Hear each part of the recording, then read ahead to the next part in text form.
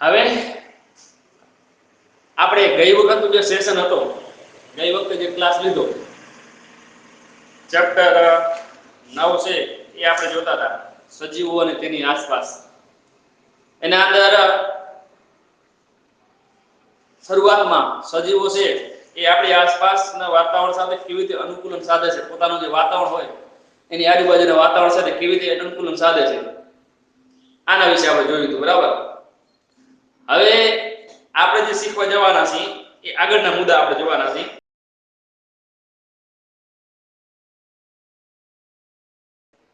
કદાચ એટલા માટે કહું છું, મને વિશ્વાસ છે ત્યાં સુધી લગભગ તો અડધા નહીં જ કર્યો હોય, પણ મારો આ વિશ્વાસને ખોટો પાડી અને હોમવર્ક છે થોડો જાજો ઘરે કરતા રહેજો. થોડીક તમારા તરફથી મહેનત કરજો. દરેક શિક્ષકો અહીંયા ધીમે ધીમે મહેનત કરવાની અને તમારી સાથે કનેક્ટ થવાની કોશિશ કરી રહ્યા છે. હા, અમુક ટેકનિકલ ઇસ્યુ આવી રહ્યા છે કારણ કે શરૂઆત છે, નવા છીએ એટલે અમુક ટેકનિકલ ઇસ્યુ છે એને આપણે થોડાક દિવસ ધ્યાનમાં નહીં લઈએ, પછી આપણે ટેકનિકલ ઇસ્યુ છે એને પણ આપણે સુધારી લેશું અને તમારી સામે કોઈ પણ બાધા વગર, કોઈ પણ તકલીફ વગર આપણે તમારી સાથે જોડાઈ શકીએ એવી કોશિશ કરશું. ગઈ વખતે આપણે જે આ ચેપ્ટરની અંદર શીખ્યા એના અંદર અલગ અલગ પ્રકારના નિવાસસ્થાનો અને એ નિવાસસ્થાનોની અંદર પ્રાણી, પશુ, પક્ષી, જીવજંતુ, વનસ્પતિ કેવી રીતે અનુકૂલન સાધે છે આના વિશે આપણે શીખ્યા. બરાબર.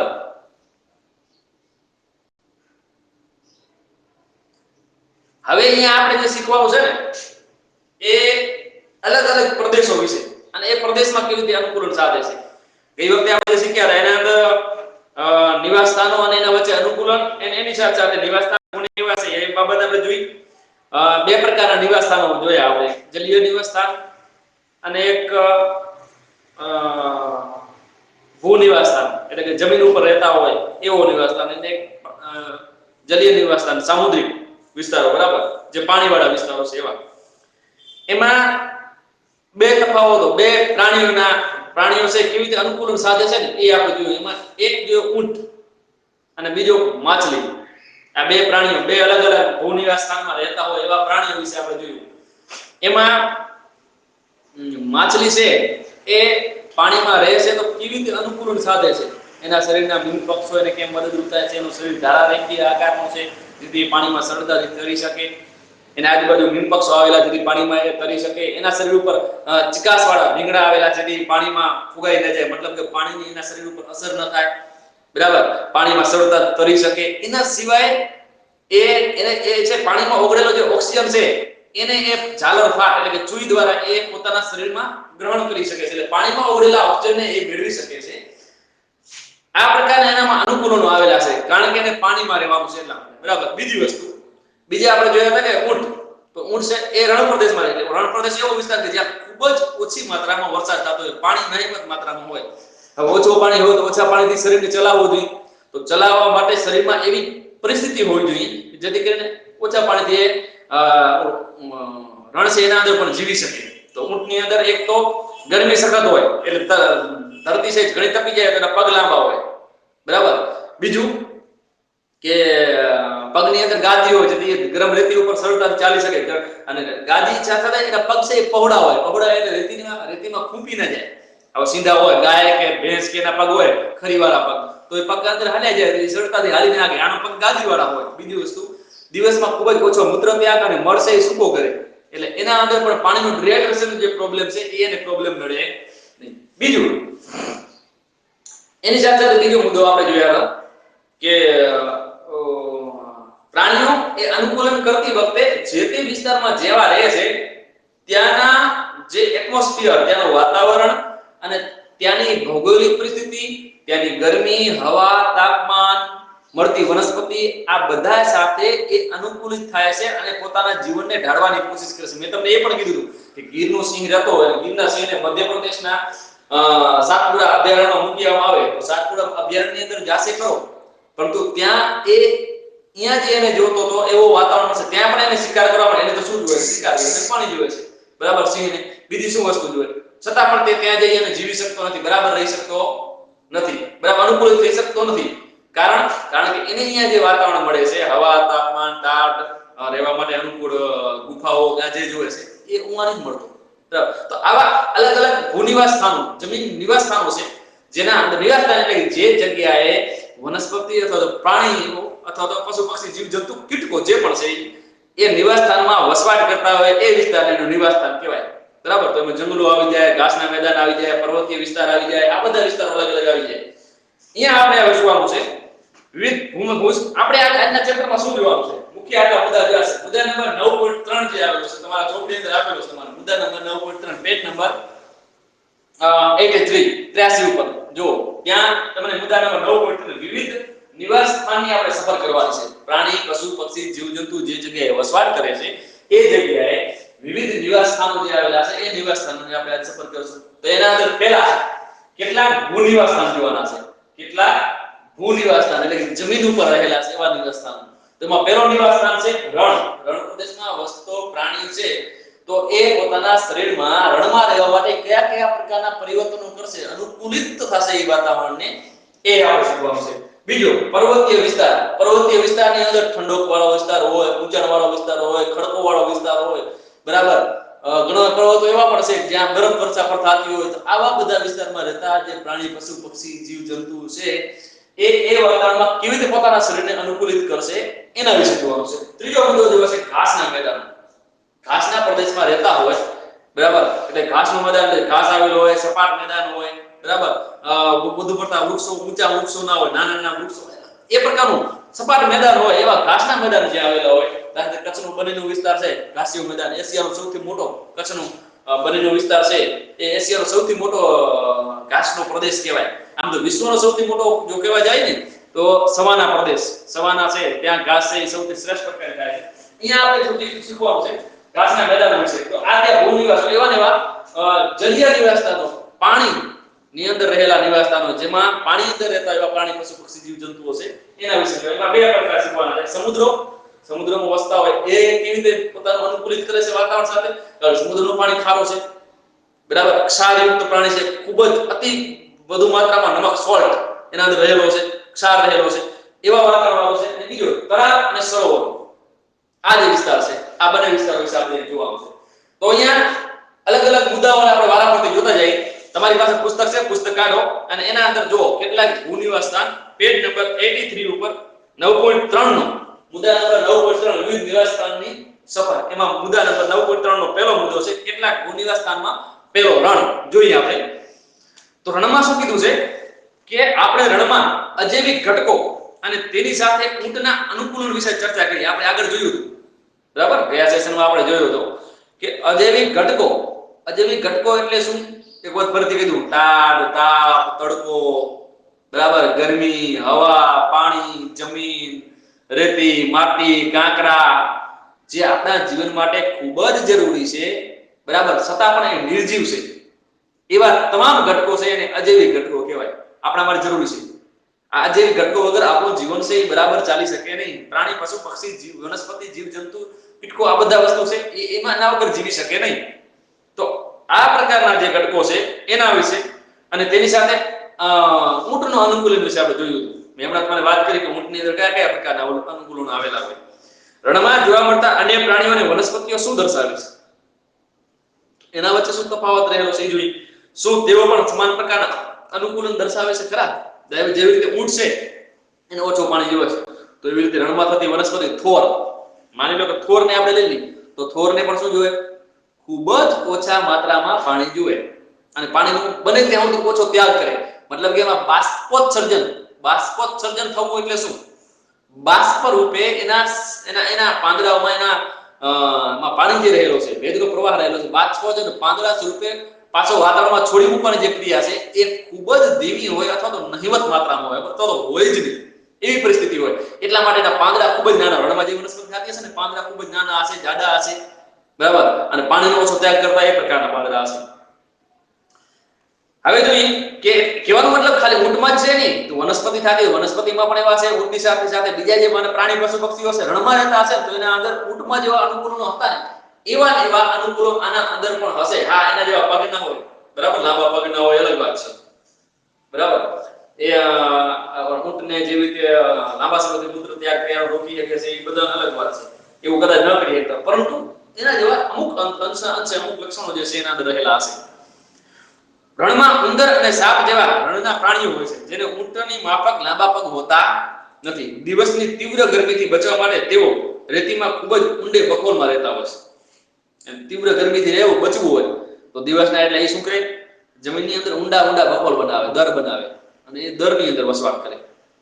દરની અંદર વસવાટ કરે એટલે ઉમાં છે તો અંદરના ભાગની અંદર ગરમી અસર કરે નહીં. સૂર્યની ગરમી છે, સૂર્યનો તાપ છે જમીનમાં નીચેના ભાગને ગરમ કરે નહીં. હવે જ્યારે રાત્રિનો ભાગ થાય, જ્યારે રેતી ઉપરનો ભાગ ઠંડો થાય તે રાત્રિના ભાગે બહાર આવે. એના સિવાય દિવસના તાપવાળા વિસ્તારમાં બહાર આવે નહીં. એ પ્રકારે પોતાને અનુકૂલિત કરે. પોતાના શરીરનું ટેમ્પરેચર, તાપમાન છે એને જમીનના અંદરના ભાગમાં જઈ અને સાચવે. દિવસની તીવ્ર ગરમીથી બચવા માટે તેઓ રેતીમાં ખૂબ જ ઊંડે બખોલમાં રહે છે. આ પ્રાણીઓ રાત્રિ દરમિયાન ઠંડક હોય ત્યારે જ બહાર આવે છે. તમને કીધું કે એ રાત્રિ હોય ત્યારે જ બહાર આવે, ઠંડક હશે ત્યારે બહાર આવશે. બાકી દિવસના દરમિયાન તે અનુકૂલનમાં સાધવા માટે, વાતાવરણ સાથે સેટ થવા માટે શું કરશે, અંદરના ભાગમાં લઈ જશે. આકૃતિ 9.5 અહીંયા એક આકૃતિ આપી છે જો 9.4 અને 9.5. તો એના અંદર દરિયા રણની અંદર દર જે બખોલ આવેલી છે એના અંદર વિસ્તાર આપ્યો છે. તો અંદર બખોલમાં કેવી રીતે પડ્યા હોય તો અંદર દરે કરી અને અંદરના ભાગની અંદર ઉપરનો ભાગ જે છે આ રેતીવાળો ભાગ છે, બરાબર. એના અંદર બખોલ કરી અને દરની અંદરના ભાગમાં જઈને સંતાઈ રહે. હવે એવો ને એવો જ્યારે તાપ પડતો હોય એ સમય દરમિયાન, હવે તાપ ન હોય, ઠંડક વર્તે એટલે પછી બરફ બખોલ બહાર આવી પોતાના ભોજનની જે પણ વ્યવસ્થા એની કરવાની છે એવી રીતે કરશે. બીજું, રણમાં સામાન્ય રીતે ઉગતી કેટલીક વનસ્પતિઓની આ ચિત્ર આપ્યા છે. જો થોર છે, બરાબર, ખીજડો, આંકડા, આવા બધી વનસ્પતિ જે કાંટાવાળી વનસ્પતિ, ઓછા પાણીમાં થતી એવી વનસ્પતિ, બરાબર, એવી વનસ્પતિ જે છે એ વનસ્પતિ આપી છે. એના અંદર પણ આવા પ્રકારના અનુકૂલનો રહેલા છે જેવા સેમ ટુ સેમ આમાં બીજા પ્રાણી પશુ પક્ષીઓમાં છે. એ પણ પાણીનો ખૂબ જ ઓછો. એક તો એના મૂળિયા છે ખૂબ જ ઊંડે સુધી હોય, બરાબર, કારણ કે શેઠ નીચેના ભાગમાં, રણમાં ઉપરના ભાગે તો પાણી હોય નહીં, નીચેના ભાગેથી પાણીને ખેંચવાની, તો એનામાં મૂળિયા છે એટલા બધા શક્તિશાળી હોય કે જે નીચેના ભાગમાં રહેલા હોય ત્યાંથી પાણીને ખેંચી કાઢે. બીજું કે એના પાંદડા ખૂબ જ નાના હોય એટલે ડિહાઇડ્રેશન એટલે કે મેં તમને કીધું કે બાષ્પોત્સર્જનની જે પ્રક્રિયા છે, બાષ્પોત્સર્જનની પ્રક્રિયાનો પ્રશ્ન એને નડે નહીં. ત્રીજું, એના અંદર પાંદડા બંને ત્યાં સુધી ઓછા તો હોય, નાના હોય, જાડા હોય, પણ એની સાથે બહુ જ ઓછી માત્રામાં હોય. એના પ્રકાંડ છે એ વધુ મજબૂત હશે, વધુ સશક્ત હશે, બરાબર, અને જાડા હશે. એટલા માટે એને ઓછા પાણીની અંદર પણ, ઓછા પાણીની અંદર ને વધુ પડતી ગરમીની અંદર પણ એ પોતાનું નિર્વહન કરી શકે, પોતે એમાં વિકસિત થઈ શકે છે. પ્રકરણ 7 ની પ્રવૃત્તિ 4 કે જેમાં બાષ્પોત્સર્જનનો અભ્યાસ કર્યો હતો. મેં તમને કીધું ને બાષ્પોત્સર્જન. બાષ્પોત્સર્જન એટલે શું?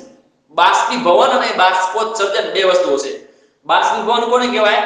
તમારે ઘરની અંદર રસોઈ બનાવતા હશો તો રસોઈ બનાવતા હો ત્યારે તમે માની લો કે સબ્જી રાખી છે તો એના ઉપર તમે ઉપર ઠીબું ઢાંક્યું, ઢાંકણ ઢાંક્યું, એને તમે ઉપર લેશો ને તો એના અંદર નીચેના ભાગમાં પાણી બાજેલું જોવા મળશે. આમ લેશો તો પાણી એમને બાજેલું જોવા મળશે.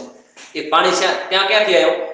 બાષ્પીભવનના કારણે આવ્યો. એટલે બાષ્પીભવન થવું એટલે કે પાણી છે એનું બાષ્પ એટલે વરાળ અથવા તો ભેજ, વરાળમાં રૂપાંતર થયો અને એ રૂપાંતર થયેલો પાણી છે એ ઉપર ચડી અને ઉપર જે ઠીબું છે થોડુંક ઠંડુ છે, બરાબર, મતલબ કે નીચેના સાપેક્ષની અંદર નીચેનું જે તળિયું છે, બરાબર, એના સાપેક્ષની અંદર ઉપરનું ઠીબું છે ઠંડુ છે. તો એના જ્યારે સ્પર્શ કરે છે, એ સ્પર્શ કરે છે એટલે એ શું થઈ જાય છે? પાણીના ટીપા, વરાળમાં રૂપાંતર થયેલો પાણી પાછો વળી પાણીમાં રૂપાંતર થઈ જાય છે અને એટલા માટે પાણી થયું. તો બાષ્પીભવન એટલે પાણીનું બાષ્પમાં વરાળમાં રૂપાંતર થવું. અને એવી જ રીતે બાષ્પોત્સર્જન એટલે તમે ઉનાળામાં તમને ગરમી લાગતી હોય, હું જે કહું છું વ્યવસ્થિત સાંભળજો. ઉનાળામાં તમને ગરમી લાગતી હોય, તમે કોઈ વૃક્ષ નીચે જઈને ઊભા રહ્યો છો તો તમને ઠંડકનો અહેસાસ થાય છે. શું કામ? ઉનાળામાં તમને ગરમી લાગે છે તો વૃક્ષ નીચે ગયા તો તમને ઠંડકનો અહેસાસ થાય છે. તો એમાં ઠંડક આવી ક્યાંથી? છાંયડો હતો એટલે ના, માત્ર છાંયડાને કારણે નથી આવતી, યાદ રાખજો. એ વખતે વનસ્પતિ છે પોતાના પાંદડા દ્વારા બાષ્પોત્સર્જન કરે છે, એટલે કે વરાળ રૂપે પોતાના પાંદડાઓમાંથી થોડા ઘણા અંશમાં એ પાણીના ટીપાઓને બહાર કાઢે છે અને એવી રીતે આજુબાજુના વાતાવરણને એ ઠંડો રાખે છે. તમને એમ થાય કે આ તો હાવ ખોટી વાત થાય, ગપ્પા મારે, નહીં, ગપ્પા નથી મારે, તમારે વિશ્વાસ ના આવે તો તમારે તમારા ઘરની અંદર વૃક્ષ હોય એનામાં એક જબલો લેવાનો, સફેદ કલરનો જબલો, બરાબર, જબલો કોરો હોય જેના અંદર બિલકુલ ભેદ રહેલો ન હોય એવો. એ જબલાને એક વૃક્ષના ડાળી લેવાની, ડાળી ઉપર વીંટી દેવાનું, આમ ડાળી એના અંદર વીંટી પછી એને એકદમ પેક કરી નાખવાનું. કલાક, અડધા કલાક, 2 કલાક પછી તમે ચેક કરશો તો એના અંદર જબલા અંદર પાણીના ટીપા જોવા મળશે, અથવા તો પાણીના વૃક્ષનો જે પાંદડો છે એના ઉપર તમને ટીપા જોવા મળશે. ટીપા અંદર તો પાણી હતો નહીં તો આવ્યો ક્યાંથી? એ પાણી ક્યાંથી આવ્યો? કે વૃક્ષના પાંદડા છે એ બાષ્પોત્સર્જન કરે છે અને બાષ્પોત્સર્જન એ એમાં દેખાય છે, બરાબર? એટલે આ વસ્તુ કહેવાનો મતલબ બાષ્પોત્સર્જન બાષ્પમાં બે અલગ વસ્તુ છે. તો વનસ્પતિ જે બાષ્પોત્સર્જન જ્યારે કરે છે ત્યારે એ પાણીનો ત્યાગ કરે છે. હવે જે રણમાં વનસ્પતિ હશે એ રણમાં રહેલી વનસ્પતિ આ બાષ્પોત્સર્જનની પ્રક્રિયા કાં તો કરતી જ નહીં હોય અથવા તો ખૂબ જ નહિવત માત્રામાં, ખૂબ જ ઓછા માત્રામાં કરતી હશે. અને કરતી હશે તો પણ એના પાંદડા ખૂબ જ ઓછા હશે અને નાના હશે તો બાષ્પોત્સર્જન ખૂબ જ ઓછી માત્રામાં થાય. તમે રણમાં થતો વૃક્ષ હોય, થોર હોય, થોરના છાંયડાનો તમે ઉપયોગ કરી શકો ના? લીમડાના છાંયડાનો ઉપયોગ કરી શકો, વડના છાંયડાનો ઉપયોગ કરી શકો, પીપળાના છાંયડાનો ઉપયોગ કરી શકો. તમે થોરનો ઉપયોગ કરી શકો? નથી કરી શકતા. શું કામ? કારણ કે એમાં પાંદડા જ ના હોય અને પાંદડા હોય તો ખૂબ જ જુજ માત્રામાં હોય, ખૂબ જ ઓછી માત્રામાં હોય, બરાબર? અને હોય પણ નાના હોય એટલે એનો છાંયડાનો કોઈ લાભ થવાનો શક્ય જ નથી. વધુ પડતા પ્રકાંડ જોઈએ. થોર હોય તો ખાલી પ્રકાંડ જોવા મળે. જો ચિત્રમાં જુઓ, આમાં એક પણ વૃક્ષ તમને એવો દેખાય છે આકૃતિ 9.5 આમાં એક પણ વૃક્ષ એવો દેખાય છે કે જેના છાંયડાનો ઉપયોગ તમે કરો? બિલકુલ નહીં. આમાં થઈ શકવાનું શક્ય જ નથી. તો બાષ્પોત્સર્જનનો અભ્યાસ કર્યો તે મુજબ બંને છોડના કોઈ ભાગ પર પોલિથીનની કોથળી બાંધી દો. મેં તમને કીધું એ પ્રમાણે કુંડામાં છોડને સૂર્યપ્રકાશમાં રહેવા દો અને થોડા કલાક પછી અવલોકન કરો. તમે શું જોયું? બંને કોથળીમાં એકઠા થયેલા પાણીના જથ્થાના તફાવત નોંધો. શું અહીંયા કીધું છે કે બે પ્રકારના વૃક્ષ લેવો અને તમે એકને એમને રહેવા દો અને એકને પછી પાણીના જથ્થાની અંદર ચેક કરો. તમારે જોવા મળશે કે એના અંદર પાણીનો ક્યાંક જથ્થો ભેગો થયો. એનો મતલબ એવો થયો કે વનસ્પતિ છે એ બાષ્પોત્સર્જન કરે છે, એટલે પાણીને વરાળ સ્વરૂપે પોતાના વાતાવરણમાં છોડે છે અને એના કારણે એના નીચે આપણને ઠંડકનો અહેસાસ થાય છે. રણની વનસ્પતિઓ બાષ્પોત્સર્જન દ્વારા ખૂબ જ ઓછું પાણી ગુમાવે છે. રણની જે વનસ્પતિ હશે એમાં એક આ અનુકૂલન છે, બરાબર? અનુકૂલન એટલે આ એક એવો લક્ષણ આવેલો છે કે બાષ્પોત્સર્જન દ્વારા એ પાણી ખૂબ જ ઓછું ગુમાવે છે. મતલબ કે બાષ્પોત્સર્જન કરતી જ નથી અથવા ઓછી માત્રામાં કરે છે. રણની વનસ્પતિમાં તો કાં તો પાંદડા હોતા જ નથી અથવા તો ખૂબ જ નાના હોય છે. એટલા માટે બાષ્પોત્સર્જન કાં તો થતો નથી અને થાય છે તો ખૂબ જ ઓછી માત્રામાં થાય છે. અથવા તેના કાંટાના આકારમાં રહેલા હોય છે અથવા તો પાંદડા છે એ શેમાં રૂપાંતર થઈ ગયા હોય? કાંટામાં રૂપાંતર. જો રણમાં વનસ્પતિ જેટલી થાય ઓછા પાણીવાળી વનસ્પતિ છે ને એ બધાની વનસ્પતિની અંદર કાંટા હશે. બોરડી જોઈ લો, બાવળ જોઈ લો, થોર જોઈ લો, થોડો ખીજડો જોઈ લો, બરાબર? આ બધામાં કાંટા હશે. કાંટાવાળી વનસ્પતિ હશે ને એની પાસે ઓછો પાણીની જરૂર પડતી હશે. આ પણ જોઈ લેજો. એ જગ્યાએ વધુ પાણીની જરૂર પડતી હશે એમાં કાંટા હોય. હું એમ નથી કહેતો ના હોય, હશે, પરંતુ એ પર્ણ છે એનું કાંટામાં રૂપાંતર થઈ એવું નહીં હોય. આમાં પર્ણ છે કાંટામાં રૂપાંતર થઈ જાય એવું હોય છે. થોરમાં તમે જે પાંદડા જેવી રચના દેખાય છે હકીકતમાં એ તેનું પ્રકાંડ છે. અને પાંદડા જેવી રચના નથી, નાનો એવો પ્રકાંડ હોય છે. આવી વનસ્પતિમાં પ્રકાશ એટલે સામાન્ય રીતે પ્રકાંડ દ્વારા થાય છે. પ્રકાંડ પણ જાડા અને મીડીયુક્ત સ્તરથી આવૃત હોય છે જે પાણીને જાળી રાખવામાં મદદ કરે છે. સૌથી મોટી વાત, થોર હોય તો એના પાંદડા છે, પાંદડા તો ગુજુજ માત્રામાં હોય તો નહિવત હોય, પરંતુ એના પ્રકાંડ, એ તો પ્રકાશ સંશ્લેષણની જે ક્રિયા કરે છે વનસ્પતિને સૌથી અગત્યની જો કોઈ ક્રિયા હોય તો એ છે પ્રકાશ સંશ્લેષણની ક્રિયા. પ્રકાશ સંશ્લેષણની ક્રિયા એ કરશે, બરાબર? ત્યારે એ પોતાનો ખોરાક બનાવશે. વનસ્પતિનું પાંદડું છે ને એ પાંદડું વનસ્પતિનું રસોડું કહેવાય. તમારા ઘરની રસોઈ ક્યાં બને? રસોડામાં બને, કિચનમાં બને? તો પાંદડું છે વનસ્પતિનો રસોડો કહેવાય. તમને એમ થાય કે એવું શા માટે રસોડું શું કામ કહેવાય? કારણ એ છે કારણ કે વનસ્પતિના પાંદડામાં હરિતકણ રહેલો છે, ક્લોરોફિલ રહેલો છે, બરાબર? હરિતકણ. એ હરિતકણ શું કરે છે? વાતાવરણમાં રહેલા સૂર્યપ્રકાશથી મળેલા જે ઉર્જા મળે છે એ સૂર્યપ્રકાશ સંશ્લેષણની ક્રિયા, પ્રકાશ સંશ્લેષિત કરવું, પ્રકાશની અંદર જે રહેલી ઉર્જા છે એને સંશ્લેષિત કરવી એટલે શોષવી. એને શોષી પાંદડાની અંદર ગ્રહણ કરે છે. પછી એ કાર્બન ડાયોક્સાઇડ, મૂળ દ્વારા ખેંચાયેલા પાણી, આ બધાનું મિશ્રણ કરીને રસોઈ બનાવે છે. અને એ બનેલી રસોઈ અને વનસ્પતિના અલગ અલગ ભાગો સુધી, પ્રકાંડો સુધી પહોંચે છે અને એનું શરીર બરાબર હાલે છે. આપણે કેમ ખોરાક ખાઈ તો આપણે ખોરાક ખાધો હોય એટલે ખોરાક ક્યાં જાય? હોજરીમાં જાય, બરાબર? જેને જઠ્ઠર કહેવાય, આપણે અહીંયા દેશી ભાષામાં હોજરી કહીએ, અલગ અલગ. તો એ હોજરીમાં જાય, હોજરીમાંથી પછી એનું વિઘટન થઈ નાના આંતરડામાં પછી એમાં શોષાય, સંશ્લેષિત થાય. મતલબ કે નાના આંતરડામાં રસાંકુરો આવેલા હોય, બરાબર? અને એક ખોરાકની અંદર રહેલા પ્રોટીન, કાર્બોદિત, ખનિજ, ક્ષાર, વિટામિન, આ બધા તત્વો જે રહેલા છે એને એ શોષે અને શોષી અને પોતાના અલગ અલગ ભાગોમાંથી પહોંચાડે, બરાબર? અને પછી એ ભાગમાંથી જે ખોરાક મળ્યો, ખોરાકના જે રસ જે નીકળ્યો, કાર્બોદિત, પ્રોટીન, એનું એક જટિલ સ્વરૂપ બને જેને ગ્લુકોઝ કહેવાય, બરાબર? ગ્લુકોઝ, એમિનો એસિડ, ફેટી એસિડમાં રૂપાંતર થાય હવે આ જે રૂપાંતર ખોરાક છે એ શરીરના અલગ અલગ ભાગોમાંથી થાય. જો તમારા શરીરમાં તમને જ્યારે ડિહાઇડ્રેશનનો પ્રોબ્લેમ નડે અથવા તો ડિહાઇડ્રેશન એટલે ઘણી ગરમી હોય તો તમને ચક્કર આવવા, પાણીમાં શરીરમાં પાણીની કમી ઓછી થઈ, પાણીની કમી થઈ જવી, તમને અશક્તિ વર્તાય. ઘણા માણસો, ઘણા સ્ત્રી હોય ને રસોડામાં રસોઈ કરતી તબદીલ પડી જાય. બરાબર, શું કામ? કારણ કે એના શરીરમાં ડિહાઇડ્રેશન, અશક્તિ આવી ગઈ હોય. અશક્તિ આવી ગઈ હોય એ સમયમાં ત્યારે ડોક્ટર શું કરે? ગ્લુકોઝના જ બાટલા ચડાવે. તો આપણું શરીરમાં ખોરાક જે આપણે ખાઈએ છીએ એ બધું ગ્લુકોઝમાં રૂપાંતર થાય છે. એટલા માટે તમને ગ્લુકોઝ, વિટામિન ડી એને ઓલા બોટલો આપશે, તમને ORS બોલની બોટલો આપશે, એ પીઓ એટલે તમારા શરીરમાં પાસે વળી એનર્જી આવી જાય. ચલો આપણી ગાડી છે ઊંધા પાટા લઈ પાછા પાટા ઉપર આવી જઈએ. તો જે રણમાં વનસ્પતિ છે એ રણમાં વનસ્પતિ જે છે દાખલ થોર છે તો થોરના જે પ્રકાંડ છે, પ્રકાંડ જ એ પ્રકાશ સંશ્લેષણની ક્રિયા કરે છે. અને પ્રકાશ સંશ્લેષણની ક્રિયા કરે છે એની સાથે થોરનો જે પ્રકાંડ છે એના ઉપર મીડ જેવું એક સ્તર આવેલું હોય છે, જેથી કરીને એના અંદરથી પાણી છે જલ્દી બહાર જઈ શકે નહીં. મીડ આવી જાય, તમારા ઘરમાં ક્યાંય માની લો કે તમે પતરાવાળું મકાન છે અને ક્યાંય હોલ થઈ ગયો છે, કાટ લાગી ગયો છે અને પાણી અંદર આવે છે તો ઇન્સ્ટન્ટ ઇલાજ શું? કાં તો તમે ત્યાં એનસીલ લગાવો છો, બરાબર, અથવા તો પછી કઈ બીજો ઉપાય કરશો. પરંતુ સૌથી શ્રેષ્ઠ અને સૌથી સાદો ઉપાય શું ખબર છે? એ જગ્યાએ મીડ લગાડી આવો, તેરે લગાવી આવો. તો મીડ છે એ મીડ ઉપર પાણીની કોઈ અસર થતી નથી. હવે મીડ લગાવી દીધો એટલે એ મીડ છે પાણીની અંદર આવવા દેશે. એની સેમ આ જ પ્રક્રિયા વનસ્પતિમાં પણ થાય. વનસ્પતિનું ઉપરનું સ્તર છે મીડયુક્ત. મેં તમને કીધું ને મીડયુક્ત સ્તર, એના ઉપર એક આધાંક સ્તર આવેલો હોય, જે પ્રકાંડ છે એના ઉપર મીડયુક્ત સ્તર આવેલો છે. અને એ સ્તર છે અંદર રહેલા પાણીને બહાર ડ્રેગ થવા દેતો નથી, બહાર નીકળવા દેતો નથી. બરાબર. મોટા ભાગની રણની વનસ્પતિના મૂળ પાણીનું શોષણ કરવા માટે જમીનમાં ખૂબ ઊંડે સુધી જાય છે. બીજું સૌથી મોટા મહત્વની વાત કે રણમાં જે વનસ્પતિ હશે એના મૂળ કેવા હશે? ખૂબ જ ઊંડે સુધી ગયેલા હશે. એટલે ઊંડે ગયા હશે, જમીનની અંદર ઊંડે સુધી પાણી રહેલો છે ને ત્યાંથી પણ શું કરશે? ખેતી કરશે.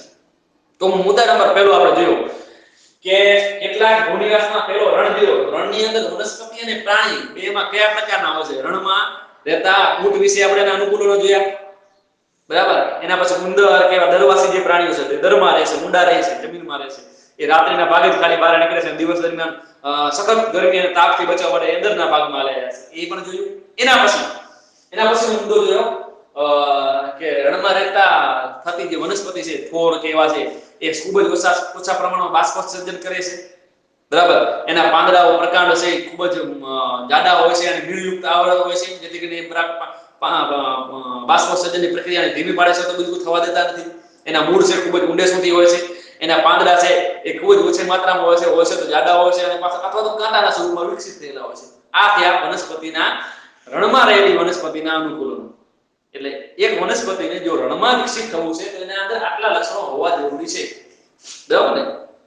તો આ એક મુદ્દો આપણે ક્લિયર થઈ ગયો. હવે આમાં કાંઈ પણ પ્રશ્ન હોય તો ચેટ સેશનમાં રાખી દેજો, હું તમને જવાબ આપીશ, બરાબર ને? કાંઈ પણ પ્રશ્ન હશે તો છેલ્લે તમને કાંઈ હોય કે આ મને સમજાણું નથી તો સમજાવી દઈશ. હવે એના પછીનો મુદ્દો જોયો. એના પછીનો મુદ્દો છે પર્વતીય વિસ્તાર. પર્વતીય વિસ્તાર, તમને એમ થાય કે પર્વતીય વિસ્તારની અંદર રહેતી વનસ્પતિઓ તો એમાં પણ કંઈક અનુકૂળનો હશે ને? હવે જોઈએ, આટલી વાર આપણે જોયા આના વિશે. આ નિવાસસ્થાનો સામાન્ય ખૂબ જ ઠંડા અને આ નિવાસસ્થાનો જે છે ખૂબ જ ઠંડા અને પવનથી ભરપૂર હોય છે. પર્વતવાળા વિસ્તારમાં આમાંથી ઘણા બધા આસો કે જે માઉન્ટ આબુ અથવા તો કાળો ડુંગર અથવા તો દિનોદર, કચ્છની અંદર પાંજડો, નનામો, છપરિયો, કચ્છના અંદર પણ ઘણા બધા ડુંગરો આવેલા છે. આ ડુંગરોની મુલાકાત ક્યારેક લીધી હશે, બરાબર? શોખ હોય, આ શોખને હોય છે. બધાની વસ્તુની મજા ના આવે રણમાં, ડુંગરા ઉપર કે રણમાં કે જગ્યાએ રખડવાની મજા ના આવે. પણ આ જે વિસ્તાર છે, મેં તમને કીધું પર્વતીય વિસ્તાર, જે ડુંગરાળ વિસ્તાર છે, એ વિસ્તારમાં તમે ઉપરના ભાગે જાઓ તો પવન તમને ઠંડુ લાગશે. તમે જો માણસો ઉનાળામાં ગરમીથી બચવા માટે શું કરે? પર્વતીય વિસ્તારોમાં હિલ સ્ટેશનમાં જાય. હિલ સ્ટેશન એટલે ગિરિમથક, ગુજરાતીમાં જેને ગિરિમથક કહીએ. એ હિલ સ્ટેશનો જાય. શું કામ હિલ સ્ટેશન જાય? કારણ કે જેમ તમે પૃથ્વીના વાતાવરણથી ઉપર તમે જાઓ છો, પૃથ્વીનું નોર્મલ જે સપાટી છે એના તમે ઉપર જાઓ છો, ત્યાં હવા કેવી હોય છે? ઠંડી હોય છે. ઘણી વખત એવો પણ બને કે તમે અહીંયા કચ્છમાંથી માઉન્ટ આબુ ગયા, અહીંયા તમને ગરમીનો અહેસાસ થતો હતો અને તમે માઉન્ટ આબુ જાઓ તો તમને રાતના ઠંડીનો અહેસાસ થવા લાગે, સ્વેટર કાઢવા પડે, એવી પણ પરિસ્થિતિ થાય. કારણ કે અમારું વાતાવરણ વધુ ઠંડુ છે એટલા માટે. તો આ પર્વતીય વિસ્તારમાં જ્યાં ઠંડા પવનો અને ઠંડી વધુ પડે છે એવા વિસ્તારમાં રહેતા પ્રાણીઓ અને વનસ્પતિઓ કયા પ્રકારના અનુકૂલન કરે છે એ આપણે અહીંયા જોવાનું છે. પર્વતીય વિસ્તારમાં ખૂબ જ મોટી માત્રામાં વિવિધતા ધરાવતી વનસ્પતિઓ અને પ્રાણીઓ હોય છે. વિવિધતા અલગ અલગ, બરાબર, ઘણા બધા પ્રકારના પ્રાણીઓ અને વનસ્પતિઓમાં રહેલી હોય છે. શું તમે આકૃતિ 9.6 માં દર્શાવ્યા તેવા પ્રકારના વૃક્ષો જોયા છે? અહીં આકૃતિ 9.6 જુઓ. 9.6 ની જે આકૃતિ છે એના અંદર જુઓ પર્વતીય વિસ્તારની વનસ્પતિ તમને દેખીતી કેવી દેખાય છે? પાઇન, દેવદાર, આ બધા પર્વતીય વિસ્તાર છે, છતાં એવા વૃક્ષો છે. તો એ તમને કેવા દેખાશે? શંકુ આકારના દેખાશે. એનો આકાર કયા પ્રકારનો હશે? શંકુ આકાર. શંકુ આકાર એટલે કોણ. આઈસ્ક્રીમનો કોણ ખાધો છે તો આઈસ્ક્રીમના કોણ ઊંધો કરી નાખો તો ઉપર પહોંચ અને પછી શંકુ આકારનો જેવો દેખાય. આસોપાલવના વૃક્ષ તમારા ઘરની આજુબાજુ હશે, જો એનો આકાર પણ થોડોક શંકુ આકાર જેવો છે. આ સંપૂર્ણ શંકુ આકાર નથી, પણ થોડોક શંકુ આકાર જેવો હશે.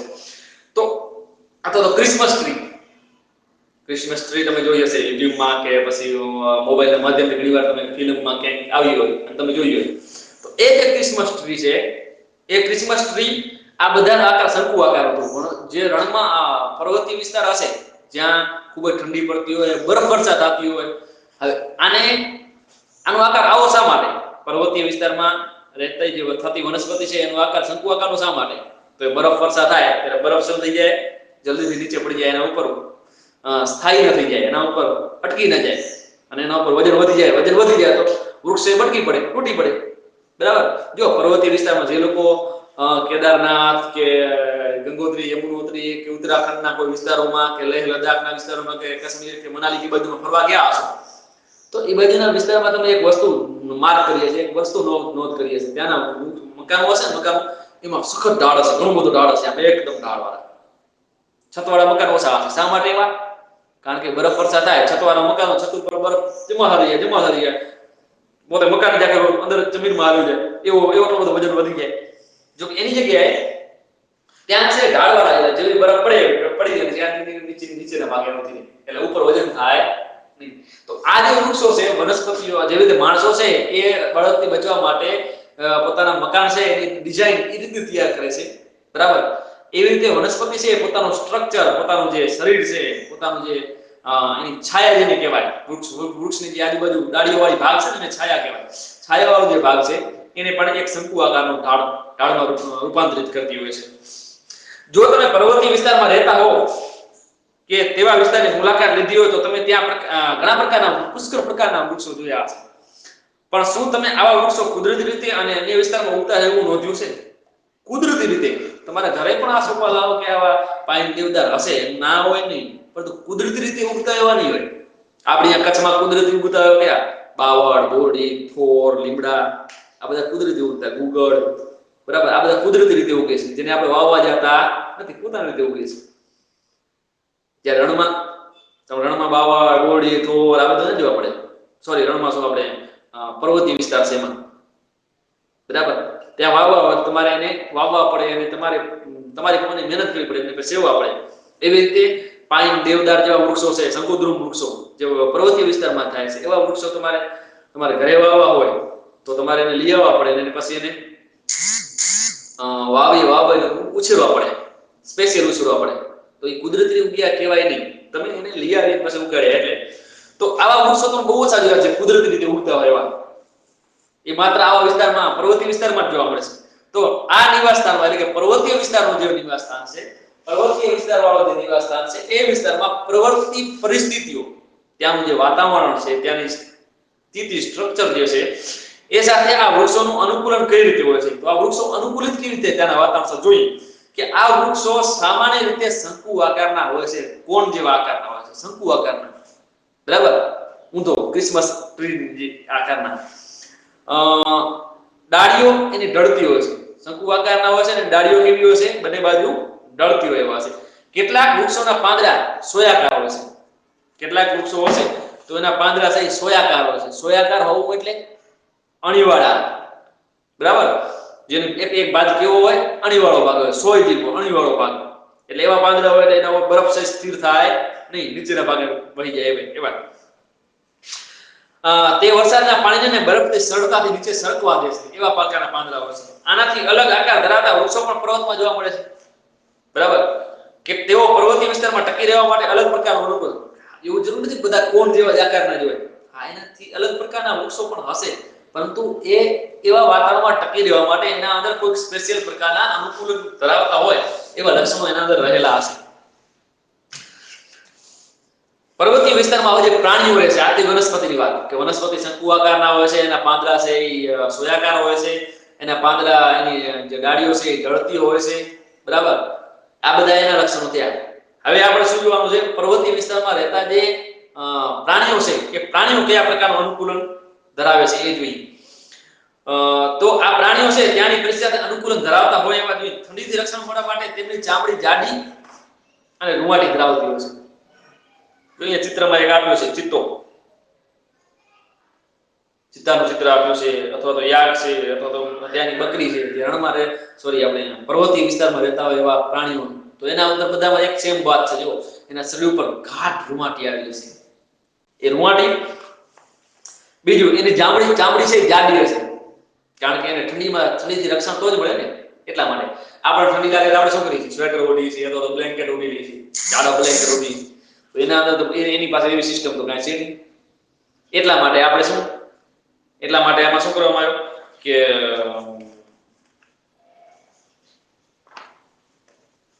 એટલા માટે એની ભગવાને કુદરતી એનામાં શરીરની અનુકૂળ એવી થયો કે એની ચામડી જાડી આવી અને એના શરીર ઉપર રૂંવાટી આવી. ઉદાહરણ તરીકે પોતાને ગરમ રાખવા માટે યાકને લાંબા વાળ હોય છે. યાક નામનું પ્રાણી છે, એના જુઓ ચિત્ર બી માં જુઓ યાકનું ચિત્ર આપ્યું છે. યાક તો જોયો છે ને? એ યાક છે એના વાળ ખૂબ જ લાંબા હોય છે, જેથી કરીને એને ઠંડીની અસર ઓછી થાય. બીજો હિમચિત્તો, સ્નો લેપર્ડ, હિમચિત્તા ઉપર ચિત્ર આપ્યું છે. તો એના પણ જો શરીર, પગ અને પંજા એના બધા ઉપર ગાઢ રૂંવાટી આવેલી છે, જેથી કરીને એને ઠંડીની અસર ઓછી થાય. એટલા માટે જે તેને બરફ પર ચાલતી વખતે ઠંડીથી બચાવે છે. અને પર્વતીય બકરીઓ, નીચે આવેલી બકરીઓ છે, એ મજબૂત ખરીઓ ધરાવે છે. મજબૂત ખરી એટલે એને ખડકાળ વિસ્તારમાં હાલવાનું છે, પથરાળ વિસ્તારમાં હાલવાનું છે, એની સાથે બરફવાળા વિસ્તારમાં પણ હાલવાનું છે. તો આવા વિસ્તારમાં રહેવું હોય, બરાબર, તો એની ખરી ગઈ પગની ખરી એટલે શું? પેલા સમજો. ખરી એટલે તમે ભેંસ, બકરી, ગાય, આ બધાના પગની નીચેના ભાગમાં છે ને એક કઠણ ભાગ હોય, જેને ખરી કહેવાય. ઘોડો છે, ઘોડાના ડાબલા જેને કહીએ, બરાબર, એ જે ભાગ છે એને ખરી કહેવાય. તો એ ખરીવાળો ભાગ ખરી કેવી હોય? મજબૂત હશે એટલે ખડકવાળા વિસ્તારમાં, ખડકાળ પ્રદેશોમાં, ઊંચા નીચા પ્રદેશોમાં એ સરળતાથી એક જગ્યાએથી બીજી જગ્યાએ જઈ શકે. એટલા માટે પર્વતીય પ્રદેશોમાં જેમ જેમ ઊંચાઈ જઈએ તેમ આસપાસના વિસ્તાર બદલાય છે. બધા છે ને માઇક બંધ રાખો. તમારો માઇક બંધ રાખો. તમારા પ્રશ્ન હશે ને પાછા સાંભળશો, બરાબર? માઇક બંધ રાખવાનો.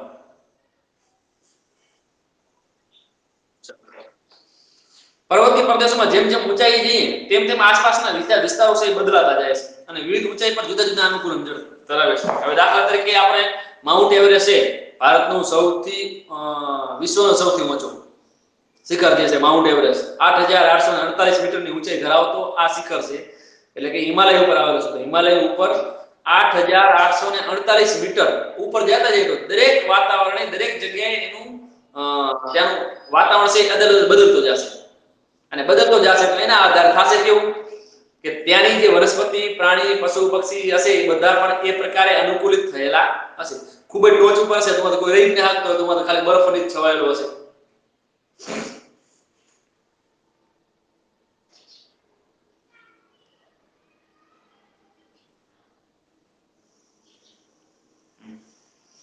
ત્યાર પછીનો હવે બે મુદ્દા જોઈએ આપણે, બરાબર? ભૂમિય પ્રદેશ, ભૂમિય નિવાસ સ્થાન જે છે, ભૂનિવાસ સ્થાનો જે છે, એના બે મુદ્દા જોયા. એક તો રણ પ્રદેશમાં પ્રાણી, પશુ, પક્ષી અને વનસ્પતિ કઈ રીતે અનુકૂલિત થાય છે. બીજો મુદ્દો જો પર્વતીય વિસ્તારમાં કેવી રીતે. હવે ઘાસના મેદાન, જે ઘાસના મેદાનો હોય, જે ઘાસવાળો પ્રદેશ હોય, એવા પ્રદેશની અંદર પ્રાણીઓ અને વનસ્પતિઓ કેવી રીતે અનુકૂલન સાધતા હોય છે જોઈએ. દાખલા તરીકે સિંહ જંગલમાં કે ઘાસના મેદાનમાં રહેતું સશક્ત પ્રાણી છે. સિંહને તમે જોયો હશે, ગીર કે એવી રીતે જોયો હશે, ટીવીમાં લાઈવ ક્યારેક આવતો જોયો હશે, બરાબર? તો એ સિંહ છે એ એક સશક્ત પ્રાણી છે, ઘાસમાં રહેતું એવું શક્તિશાળી પ્રાણી છે, જે હરણ જેવા પ્રાણીનો શિકાર કરી તેને મારી શકે છે. તે રંગમાં આછા ભૂખરા રંગનો હોય છે. હવે આછા ભૂખરા રંગનો શા માટે? કારણ કે એને ઘાસના મેદાનમાં રહેવાનું છે, ઘાસિયા પ્રદેશમાં રહેવાનું છે. એવામાં સુકાવા માટે એનો શરીરનો રંગ કેવો હોવો જોઈએ? એ પ્રકારનો હોવો જોઈએ, બરાબર? એટલે એનો રંગ ઘાસ સાથે મળતો આવતો હોય થોડો એ પ્રકારનો હશે. ઘાસના વૃક્ષોના થડ સાથે મળતો આવતો એ પ્રકારનો ભૂખરા રંગનો હશે. હરણ અને સિંહના ચિત્ર જુઓ તો લગભગ તમને કંઈક એમાં સમાનતા લાગશે. હરણનું આનું ભલે કલર થોડો ડાર્ક કે લાઇટ હોય એ અલગ વાત છે, પરંતુ બંનેમાં થોડીક સમાનતાઓ રહેલી છે. તે રણમાં આછા ભૂરા રંગનો હોય છે. હરણ અને સિંહના ચિત્ર જુઓ, બંને પ્રાણીના ચહેરા પર આંખો કઈ રીતે ગોઠવાયેલી છે તો તમે એ પણ જોશો ઉપરના ભાગે ગોઠવાયેલી છે. એના ચહેરા ઉપર આંખો છે એ ઉપરના ભાગે ગોઠવાયેલી છે. આ બંનેની આંખો, પ્રાણીઓના ચહેરા પર આંખો સામેની તરફ ગોઠવાયેલી છે કે બાજુ તરફ. સિંહને આગળના જે પગ છે એના પંજા છે એ લાંબા હોય છે, કારણ કે શિકાર કરવાનો, શિકાર કરતી વખતે હજી ઘણા બધાનો માઇક ચાલુ છે, તમારા ઘરનો અવાજ મને અહીંયા આવે છે.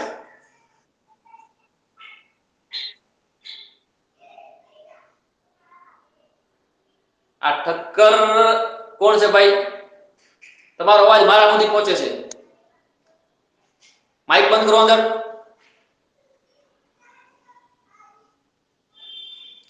તમારો અવાજ બંધ હશે તો હું અહીંયા ભણાવી શકીશ, તમને કંઈક વ્યવસ્થિત સમજાશે. તમારે જો ક્લાસમાં અમારે કંટ્રોલ કરવા પડતા એવા કંટ્રોલ અહીંયા તમારે રાડીઓ બકા પાડી તમારે બંધ કરવા પડે તો પછી આનો મતલબ કઈ નથી. એટલે બંધ રહેવાનું બધા. વચ્ચે કોઈ લાઈવ નહીં થવાનું, વચ્ચે કોઈ માઇક ઓન નહીં કરવાનું. તમને પ્રશ્ન પૂછવા છે હું તમને ટાઈમ આપીશ, બરાબર ને? આ એક મુદ્દો પૂરો કરીને તો સિંહ અને હરણ છે એનું બધાનું બંનેનું શરીરનું જે વાન છે, એનું જે કલર છે, એનું વર્ણ છે એ થોડો ઘાસના મેદાન સાથે મળતો આવતો એવો હોય છે. બીજી એની આંખો છે એ ઉપરના ભાગે આવે, જેથી કરીને ઉપરના ભાગની અંદર ઘાસની અંદર છુપાઈને પણ એ પોતાના આજુબાજુ રહેલા પ્રાણી પશુ પક્ષીને શિકારી પ્રાણી છે શિકાર જોઈ શકે, અને જે શિકારથી બચવા માટે છે હરણ છે તો એ પણ આજુબાજુ કોઈ શિકારી પ્રાણી નથી એવું જોઈ શકે એના માટે. બીજું, તેનો આછો ભૂખરો રંગ એ જ્યારે શિકાર માટે ફરે છે ત્યારે ઘાસના મેદાનમાં છુપાવવા માટે મદદરૂપ થાય છે. જે સિંહ હોય એનો આછો ભૂખરો રંગ એટલા માટે જ્યારે ઘાસના મેદાનમાં રખડતો હોય, ફરતો હોય શિકાર માટે, તો એને એ મદદરૂપ થાય છે. ચહેરાની આગળ તરફ રહેલી આંખો તેને શિકારના ચોક્કસ સ્થાન વિશે ખ્યાલ આપે છે. આગળની તરફ આંખો હોય, આમ ચહેરા ઉપરના આગળના ભાગમાં આંખો હોય તો એના વચ્ચે શિકાર વચ્ચે કેટલો ડિસ્ટન્સ છે, કેટલો ચોક્કસ સ્થાન શું છે એને ખબર પડશે. એવી રીતે હરણ છે એ પણ ઘાસના મેદાનમાં રહેનારું એક પ્રાણી છે. જંગલની વનસ્પતિના મજબૂત પ્રકારને ચાવવા માટે એના મજબૂત દાંત હોય છે. એના કારણ કે એ તો તૃણહારી પ્રાણી છે, બરાબર? ઓલો માંસાહારી છે, શિકાર કરીને ભોજન પ્રાપ્ત કરે છે. જ્યારે આ તૃણહારી છે. તૃણ એટલે કે વનસ્પતિમાંથી આધારિત પોતાનું ભોજન મેળવતો એવો છે. તો હરણને તેનો સિંહ જેવા પ્રાણીઓ શિકાર ન થાય તેના બચાવવા માટે તે શિકારી પ્રાણીઓની હાજરી જાણવી ખૂબ જ જરૂરી છે. હવે એને બચવું હશે તો હરણને કરવો શું પડશે?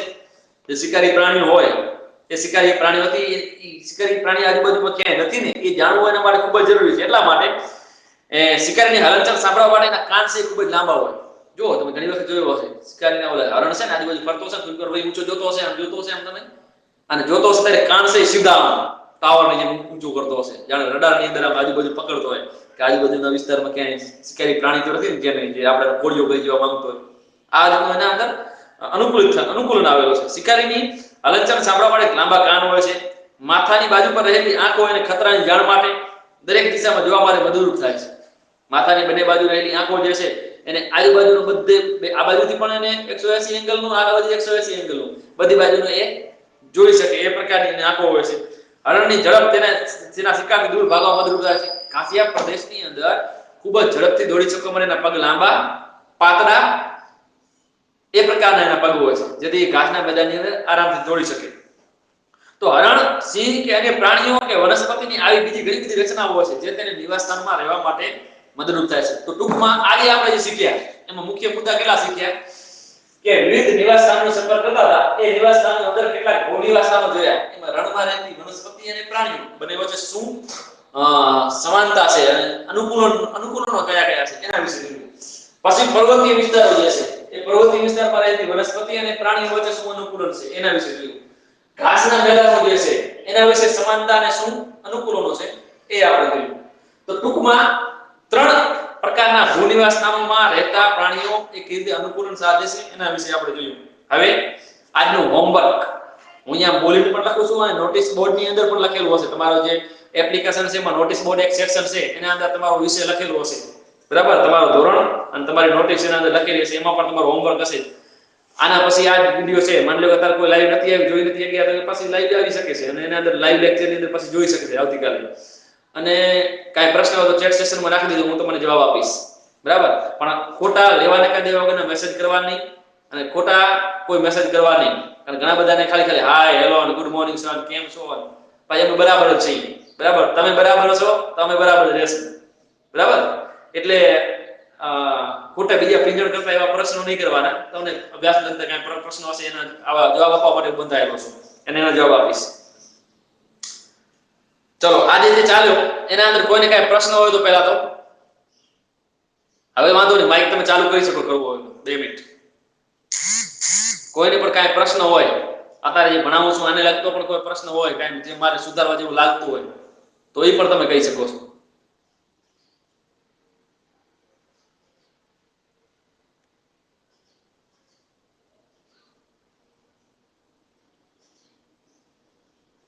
ઓકે,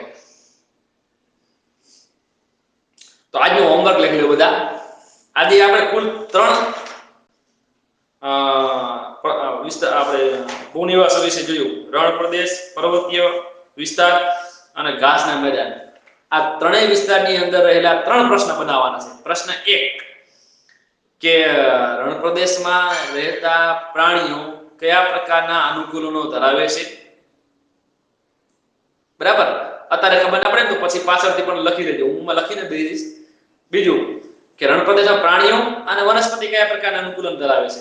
બીજું કે પર્વતીય વિસ્તારમાં પ્રાણીઓ અને વનસ્પતિ કયા પ્રકારના અનુકૂલન ધરાવે છે. અને ત્રીજું ઘાસના મેદાનમાં હરણ અને સિંહ કયા પ્રકારના અનુકૂલન ધરાવે છે. આપણે 3 પ્રશ્નો આવી રીતે તમારે 3 પ્રશ્નો છે એ પ્રશ્નનો જવાબ તમારે મેળવવાના રહેશે.